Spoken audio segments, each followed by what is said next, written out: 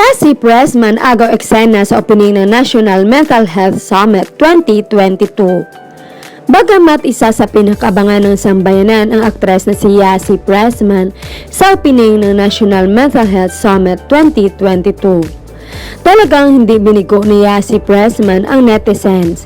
Sobrang ganda ni Yasi, kahit light ang makeup nito at naka-modern type Filipiniana style na gown ang suot ng aktres. Gayon pa man napawaw naman ang kanyang mga tagahanga at mga taga-suporta. Sa komento ng netizen, ang basher ni Yasi mawawasak mentally dahil sa suot niya Diyosa ng kagandahan. Sana kayanin nila.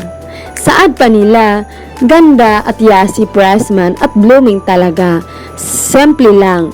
Makeup, gwapo ni John Semera, wala na siyang bigote. Samantala, kasama din ni Yasi Pressman si Nadine Lostre sa nasabing event. Sa kabilang banda, if you're not able to attend the National Mental Health Summit, mayroong live stream kaya visit their Facebook, YouTube at Como, ang UpLive pages at 9:30 a.m. onwards on October 25 at 26 to view talks, panel discussions on